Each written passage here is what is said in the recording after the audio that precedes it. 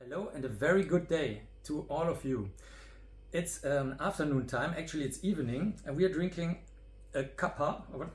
Yeah, cup of char. A cup of what? Cup of char. A cup of char. What does that mean? Cup of tea. A cup of tea. I took the tea that you recommended because you said, and most Germans don't know that English breakfast tea is actually a breakfast tea. Yeah, so anything with sort of with like an Assam or Ceylon blend, something that's kind of strong. If you're fancy, you only have that at breakfast. If you're not, that's what everyone drinks all the time, all day. Yeah.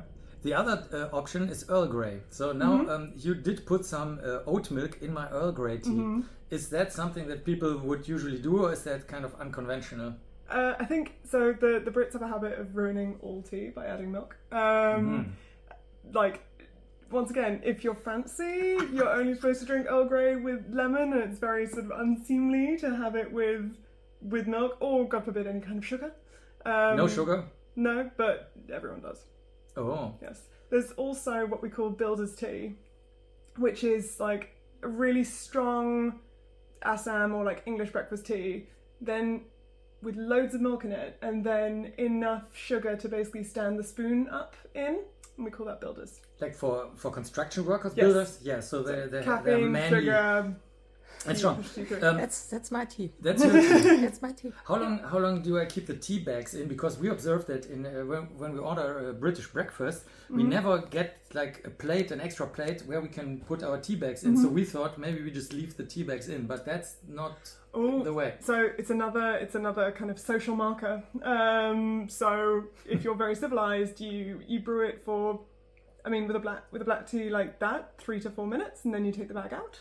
But yeah, if a lot of people also just leave the bag in and then also add milk, and it's seen as very unseemly and inappropriate, and apparently doesn't brew a fantastic cup of tea, but we all drink it like that. A cup of, what was it? Not cup tea? Char. So why don't we get the extra plates? Because people consider us to be like lowlifes, and I don't know, so that we leave our tea bag in the cup, or how would you interpret that?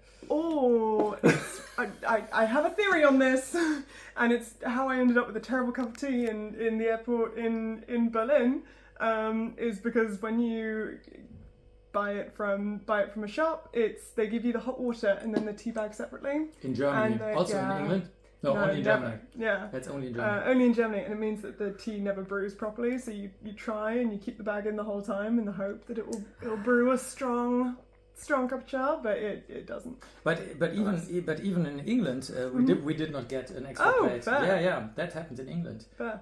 Oh, then I have no idea. They just expect you to drink bag in. God damn it! Oh, they know that we're Germans. They know that we're Germans. They spotted us. Could you spot me as being a German? I don't know if I'll spot you as being German. That means the accent. Okay, the accent would give me away probably. Then also we learned something in England. You got scones. That's at least what Germans think they're called, but that's completely wrong. They're not. Scone. I mean, it's another debate. Like, same as, do you put the cream on first or the jam? We'll come to that. A whole hot topic, whether it's scone or scone. But it's named after a castle in Scotland, and it's Scone Castle. So scone itself doesn't have a meaning, or scone. It got changed to scone to sound fancier, and it was actually an indicator of. Is that a child story that parents tell their British kids? Did you ever check if this really comes from the name of a castle in Scotland? Oh, it was on the Great British Bake Off. It must be true. Must be true. Okay, now to the hot topic that Finchy was already hinting towards. We got clotted cream. Das könnt ihr euch vorstellen wie so eine super dicke Schlagsahne. So it's super. It's nicht wie Quark. It's something else. And a little bit like Schmand. A little bit like Schmand, yes. And we also have jam or jelly and. What is this? It's another kind of jam. Apricot jam. Yeah. Did you make that? Is that? That's my mum's jam. It's good jam. It's her mom's jam. It cures hangovers. So. It does cure hangovers. Yeah. Wow. How much do you need to cure a hangover? Depends on the hangover. Good. Okay. Now please sit. Don't stand, because now it's getting super hot. Jelly first, clotted cream first. Finchy, what is your opinion? What is other people's opinion on that matter? On that pressing matter? In Devon, you put, I think this is right, you put the clotted cream first and then the jam on top. And people see that as like, yeah, the clotted cream's like standing in for butter. That makes total sense. In Cornwall, which is right next to Devon, you put the jam first and then the clotted cream on top. Because when you think of a trifle or a fancy cake or whatever, the cream goes on top. And that fight has been going on for generations. So it's also the question if this is a fancy cake or not at the end of the day, or if you respect it as a fancy cake, if you respect the scone. Respect the scone, motherfuckers. All right, there we go. How do you fancy your scone? So there's other rules around scones. Is that you never ever cut a scone. You break a scone. So it's all very flaky. It's full of butter, or you can spread in this situation. So it should just crumble like this, and then you put jam and cream on it. Cutting a scone is also a big no-no. How do you clean your hands afterwards in a proper manner? I mean, it doesn't matter. Sticky fingers. So that's okay then, is it? Or of course you use the original. There you go. Or you use the original cologne because, as British people probably don't know, cologne is named cologne because it comes from Cologne. Not a joke.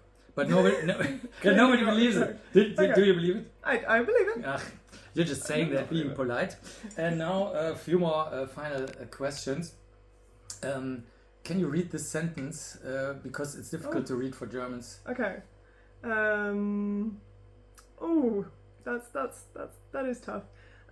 Yes, English can be weird. It can be understood through tough, thorough thought, though. Tough, thorough... Through tough, thorough thought, though. That is hard. That is hard. Very hard. That is hard. Yeah. Then how would you say live, love, love correctly? Because is there a proper British way to I mean, it'd be live, laugh, love. Once again? Live, laugh, love. Does that sound right to you, Ines? Yes. Live, love, love. Live, love, love. Then this sentence here. Or this one. Before was is. Well, yeah, now it sounds logical. And I think the final question is, because I read that in the newspaper, did Liz Truss kill the Queen? I'm not one to spread rumours. So you have no information? Merely that, she became PM and then she met the Queen and then... The Queen perished. I say nothing. I plead the fifth. Thank you very much for listening to our interesting program about British peculiarities, and probably will also show you some of the famous British gardening that was honed over centuries. Or not honed. Not honed. Unhoned. It was unhoned. No, not rehoned. Unhoned. Didn't even get rehoned. Didn't get honed. You can Blätterteig. Blätterteig is usually called, the good one, the proper one is called? Puff pastry. A puff pastry dough? Yeah, puff pastry dough. Puff pastry dough. But if you do it quickly, it's called differently. Yes, so instead of laminating all the flour and butter together, if you blend it all up so it still makes something quite similar, it's a rough puff pastry. A rough puff pastry. You heard it here. Thank you. So these are the famous gardens. Like I said, you probably heard of gardening culture in England. Are you impressed? Very. This is even a tropical garden over here. And here we got roses. Why not? Another garden, quite beautiful.